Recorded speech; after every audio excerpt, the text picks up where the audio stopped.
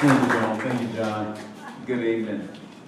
Thanks for letting me drop by. I spent so much time downtown. I'm not gonna say thanks for letting me come here to speak to you.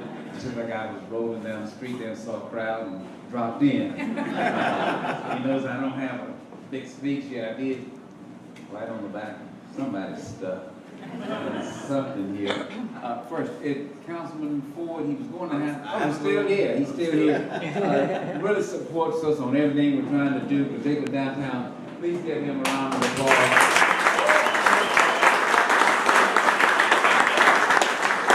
Thank you so much. I really appreciate it. Really coming up with a number of just innovative ideas. You'll see that. We'll need them in the budget session. That's kind of come up with some good ones this year. Really, David, how you doing? Is that Judge there? Sons and eyes there. Good. Let me just jump right into a few things. Let's talk about the budget first, because that impacts us all. Is it going to be rough? Yes, it's going to be rough. Here's what's driving it. Two things. One, we have one more year of funding the schools. Last year was $74 million. We did not have a fully dedicated stream to fund that, so we've been funding schools out of some of the things, some of the funds I'd like to use, police, fire, blight, and some other things. This will be, the coming year, fiscal 13, will be the last year of our obligation to the schools. Don't misunderstand me to mean that once that we'll just say to heck with the kids, let them grow up. No, as a matter of fact, that's why we have this panel pulled together in which we're looking. I feel whether we have a legal obligation or not, any city that washes its hands of its children is, I don't want to be mayor of that city. There are any number of ways we can support the education of our children, if not necessarily the schooling of our children. And there is a difference. Children are educated 24/7, 365 days a year. They're only in school a certain number of hours, a certain number of days. So there is a responsibility that we have, whether it's in early childhood, whether it's in constructed out of school activities on a year-round basis. And we have some of the best and brightest folks pulled together saying, now, once we are relieved of that obligation, how do we continue to support the education of our children, if not the schooling of our children?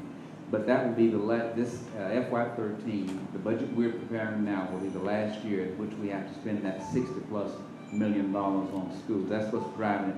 The other thing is, for the first time in history, our property values have dropped. When I took office as mayor, a penny on the tax rate would bring about $1.1 million. Right now, it's just about a flat $1 million. Now, that's a big, big hit. That's a big hit. And it may be even lower once the new appraisals come out. So that's what's driving it. Once we get through this, we will not be an all smooth air, but it will be much better. So please bear with us. This is going to be a rough year. You're going to see some things that you've probably never seen before. Now, I can run city government without a tax increase, but we do not have a funding source dedicated for the schools out there, which if we had to just say we're going to pay the schools right out of the tax rate, we'd have to add about 60+ cents to the tax rate. So again, it's a rough year. Please weigh in. Please weigh in. Come to the budget hearings. I'm sure they've posted it already. 31st. We have a whole bunch of them. They stuck there. We'll post them all. So please show up. I'm not saying what you come support, what you come against, but show up. Show that you are interested. Now, with all that dismal stuff, let's talk about the good stuff. Let me tell you, there isn't a day that goes by that I just don't get happier and happier about what's happening in Memphis, particularly downtown and in this district here. I'm pleased to report today that I went back to court, and I took another old ex-lawyer with me to court. This wall that we have up in the middle of Madison, I was just so fed up. I was fed up.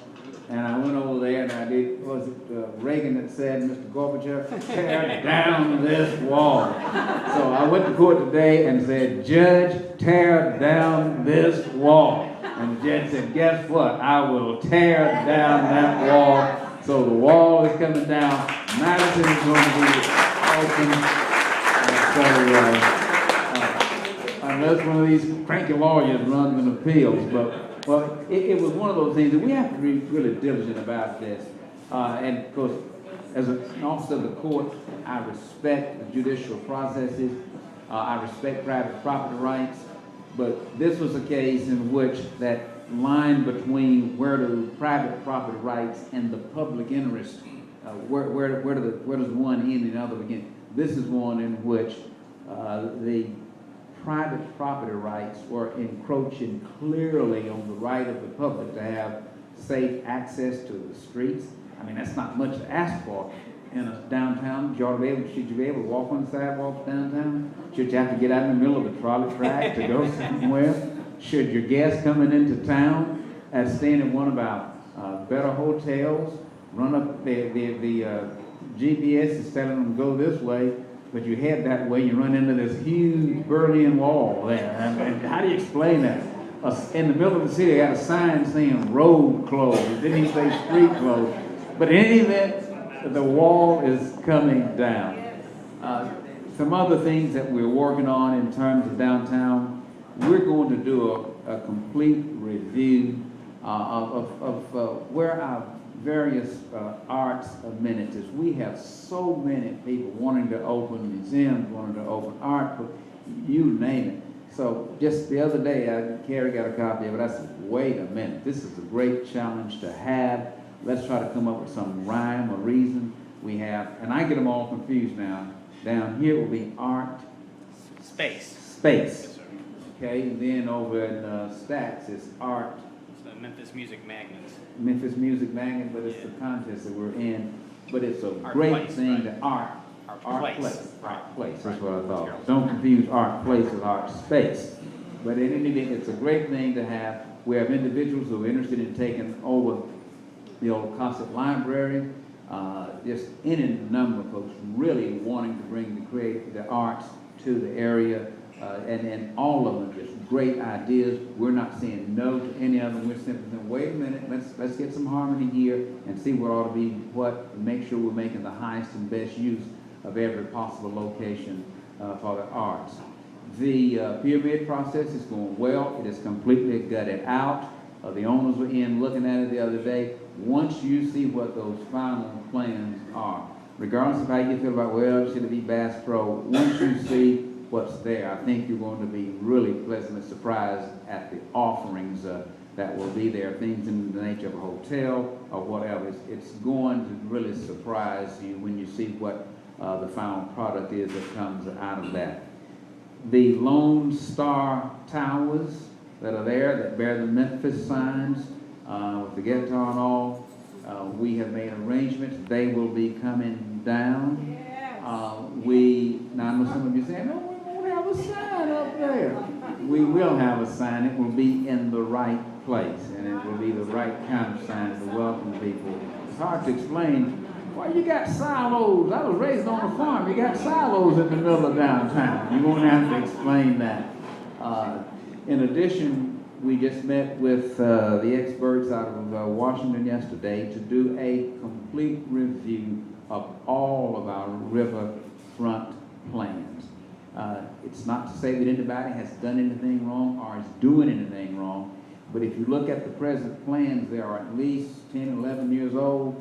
Things have changed, so we didn't have Bass Pro in man. We didn't have the Great American Steamboat coming. We didn't have any of those things when those plans. So we're just going to pause for a minute and look at everything to make sure that we have the right kind of synergy, I guess is the word, between everything that we're doing. We haven't done that quite well many times in this city. There ought to be some graduation, some progression on everything that you're doing, as opposed to, why is that there? We don't know, somebody just stuck it there. We want to say it's there because that complements that over there, and those two complement that over there, or with this on this end, it balances that on that end. That's what we're looking for, so there will be some meaning. It's fine to have a bit of eclecticism, is that a word, in a city, but it ought to be intentional eclecticism as opposed to, well, we just threw it up and that's where it landed. And it could have been somewhere else, but we were just kicking things around, and that's where it ended up. And so that will be a complete, you will be involved in that process. I mentioned in passing the Great American Steamboat. That is an actuality. There are some folks from Memphis down there now taking the they call it the shakedown, the shakeout, or whatever it is. They're going to make a little run before they actually head this way. We just received a solicitation from one of the biggest hotel ships in North America, Empress of the North. They are considering, they want us to bid on having a hotel ship to be anchored here permanently. The point I make is that our greatest asset is that river. Come in, Congressman Cohen. Protocol has already been established, so you don't have to. That's an inside joke here. Tell you about it. Welcome, welcome. It's great to have you. We've been together so many times today. But this is our greatest asset. This is something that's unique. It's real. There's nothing fake about the big money, and we really ought to build around it and play on that. We'll have lights on all of the bridges. Before long, when you're flying across the United States or landing in here, you will know that you are approaching the great city of Memphis, Tennessee, with all of the bridges and lights. And then, of course, you know about our ambitious plans to get the bike lanes across the O'Harian Bridge. That's looking more and more like a reality. I could go on and on and on. I was at a dinner last night at Flights. If I got the Aerotropolis, we had all the folks in. And I was sitting next to the former mayor of Pittsburgh. And he was just talking about Pennsylvania and Pittsburgh. And he said, the trouble is getting people to live downtown. You know, I said, I beg your pardon. I said, this is one city, we claim 23,000. He said, what? I said, yes, 23,000. That's on the conservative side. That shows how vibrant, what potential we have. So again, there's a lot going. I like to hear from all of you.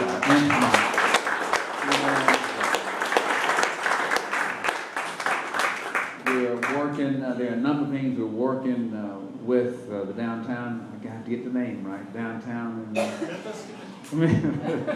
Center City Commission. I'm old school. With Paul Morris, just to make downtown just a real destination of choice. You've heard of City of Choice. We're going to make downtown an even greater destination of choice. Let me just stop right there.